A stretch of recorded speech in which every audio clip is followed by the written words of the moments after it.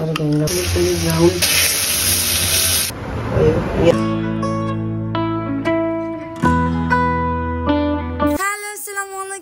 Welcome to my channel. কি thumbnail দেখে বুঝে যাচ্ছেন তো আজকে কি বানাবো? ইয়েস, আমি আজকে ম্যাগি নুডলস দিয়ে রামেন বানাবো। এন্ড এটা মেবি আমি বানাচ্ছিলাম রাতে 2টা কি 3টার দিকে। টাইমটা অ্যাকচুয়ালি আমার মনে নাই। আমি আর আমার বোন বাসায় ছিলাম, সো হঠাৎ আমাদের রামেন খেতে মন চাচ্ছিল, তাই আমরা বাসায় বানিয়ে নিয়েছি। যেহেতু রামেন নুডলস বাসায় ছিল না, তাই আমি আমার মতো করে বানিয়েছি। এখানে প্রথমে একটা বাটিতে আমি ভিনেগার নিয়েছিলাম, সাথে সয়া সস নিয়েছিলাম, গোলমরিচ গুঁড়ো, আর সাথে 1 চামচ টমেটো সস নিয়েছি। এন্ড প্রথম সাইডে যে জিনিসগুলো আমি নিয়েছিলাম, আই মিন উপকরণগুলো, তখন ক্লিপ নিতে আমি ভুলে গিয়েছি। এন্ড এটা আমার রেগুলার কাজ। সো আমি এখানে 2 চা চামচ লাল মরিচ দিয়েছি। অনেকে আপনারা চাইলে চিলি ফ্লেক্সও দিতে পারেন বেশি করে, বাট আমি লাল মরিচ দিয়েছি কজ আমি অনেক বেশি স্পাইসি চাচ্ছিলাম। দেন লাল মরিচটা দিয়ে ভালো মতো মিক্সড করে নিই। মিক্সড করে আমি এখানে ম্যাগি নুডলস এর ভিতর যে মশলাটা থাকে সেটা দিয়ে নিই। দিয়ে ভালো মতো মেখে নিচ্ছিলাম, আই মিন ম্যারিনেট করে নিচ্ছিলাম, আই মিন একসাথে মিক্সড করে নিচ্ছিলাম। যাই হোক, আমার টেবিলের অবস্থা দেখে কেউ কিছু বলবেন না, কারণ যখন আমি মশলাগুলা দিচ্ছিলাম তখন উড়ে উড়ে যাচ্ছিল, যার কারণে এমন হয়ে গেছে। সো তারপরে হলো আমার মশলাগুলো মিক্সড করে আমি এক সাইডে রেখে দিই কিছুক্ষণের জন্য রেস্ট নেওয়ার জন্য। দেন আমি একটা প্যানে তেল বসিয়ে সেখানে কিছুটা পেঁয়াজ কুচি অ্যান্ড রসুন কুচি ভালো মতো নেড়ে চেড়ে নিই। ইটস লাইক ব্রাউন কালার, হালকা হালকা ব্রাউন কালার যখন হয়ে এসেছিল, তখনই সাথে আমি চিকেন দিয়ে দিয়েছিলাম। চিকেনটা দিয়ে আমি ভালো মতো এটা ম্যারিনেট করে নিচ্ছিলাম, ভালো মতো যেন চিকেন স্মেলটা চলে যায়। সাথে আমি লবণ দিয়েছিলাম, লবণ দিয়ে এটা ভালো মতো নেড়ে চেড়ে নিচ্ছি এই সাইড থেকে ওই সাইডে।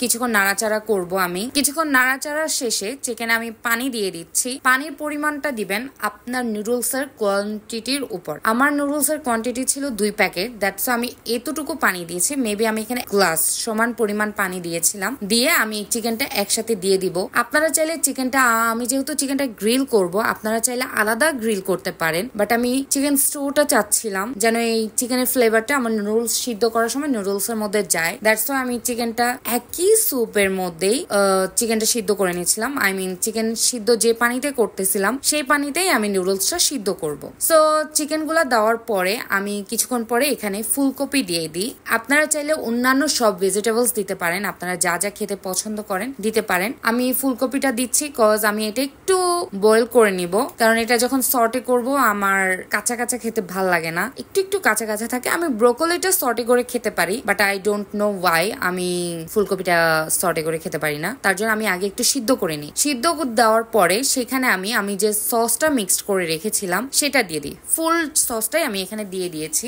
দেন আমি ভালো মতো চিকেন অ্যান্ড ফুলকপিটা সসটার সাথে মিক্সড করে, যেহেতু পানি দেওয়া ছিল, পানির সাথে ভালো মতো মিক্সড করে সেটা ঢাকা দিয়ে এক সাইডে রেখে দিই। এখন আমি একটা মশলা তৈরি করব যেটা আমার চিকেন গ্রিল করার জন্য লাগবে। সো আমি একটা প্লেটে এখানে 1 চা চামচ রসুন বাটা দিয়েছি, সাথে একেবারে অল্প পরিমাণে জিরা গুঁড়া দিয়েছি, সাথে আমি 1 চামচের মতো লবণ দিচ্ছি। যেহেতু আমি স্যুপের মধ্যে লবণ দিয়েছিলাম, তাই আমি এখানে অল্প পরিমাণে লবণ দিচ্ছি। চিকেনটার মধ্যে তো তখন লবণ যাবেই, এখানে কম দিয়েছি। এখানেও আমি 1 চামচের মতো লাল মরিচ গুঁড়ো দিয়েছি। যেহেতু রামেনটা আমি স্পাইসি চাচ্ছিলাম, দ্যাটস আমি এখানেও লাল মরিচ গুঁড়ো দিয়েছি। তারপর 2 চামচ আমি সয়া সস দিয়েছি। সয়া সসের সাথে আমি অল্প পরিমাণে কেচাপ দিয়েছি। কেচাপ দিয়ে এটা ভালো মতো আমি মিক্সড করে নিই। ও সাথে আমি লেমন দিয়েছিলাম যেন লেমনের একটা স্মেল থাকে। তার মধ্যে আমি গিয়ে চিকেনটা দেখে আসি যে চিকেনটা ভালো মতো সিদ্ধ হয়েছে কিনা। দেখি যে মোটামুটি 60% মতো সিদ্ধ হয়ে গেছে। তখন চিকেনটা আমি উঠিয়ে নিয়ে আসি। নিয়ে এসে এটা ঠান্ডা করে আমার যে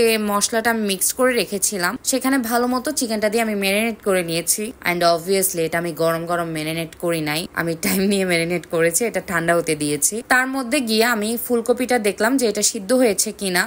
সিদ্ধ হওয়ার পর আমি এক সাইডে একটা প্লেটে উঠিয়ে রেখে দিই। এটা আমি 60 কি 70% এর মতোই সিদ্ধ করেছিলাম, বেশি সিদ্ধ করিনি, যেহেতু আমি এটা সর্টে করব। সো আমি এটাও এক সাইডে রেখে দিই ঠান্ডা হওয়ার জন্য। দেন আমার যে স্যুপটা আমি রেডি করেছি, অবভিয়াসলি এই স্যুপ আমি ফেলে দিব না। এই স্যুপের মধ্যেই আমি আমার ম্যাগি নুডলসটা দিয়ে দিচ্ছি। আমি 2টা ম্যাগি নুডলসের প্যাকেট নিয়েছিলাম, তাই 2টাই দিয়েছি। দিয়ে আমি এটা ঢাকা দিয়ে দিয়েছিলাম। ঢাকা দিয়ে মেবি আমি এটা 5 মিনিটের মতো কুক করেছিলাম। এর থেকে বেশি হবে না, 5 মিনিটের মতোই হবে। 5 মিনিট কুক করার পরে এটা কুকড হয়ে যায়। তারপর আমি ঢাকা উঠিয়ে এটা নেড়ে চেড়ে দিচ্ছিলাম।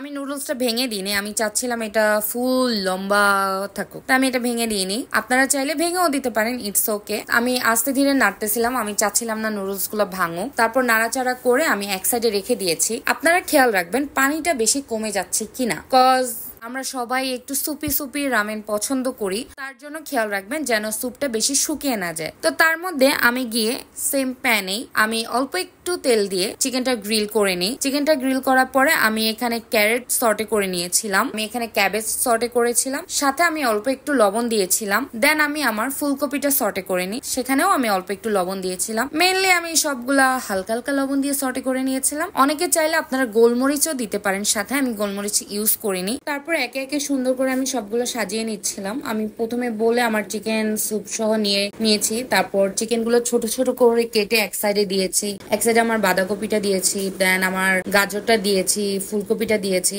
আর কাঁচা একটু বাঁধাকপি আমি কুচি কুচি করে কেটে নিয়েছিলাম সেটা দিয়েছি। অ্যান্ড মোস্টলি রামেনের ডেকোরেশনের জন্য একটা ডিম প্রয়োজন। দেন আর কি করে মাঝখানে 2 ভাগ করে এটা দিয়ে দিলাম। ট্রাই করে দেখতে পারেন, খুবই মজা হয়েছে। তো আল্লাহ হাফেজ, tata, don't forget to subscribe and like share.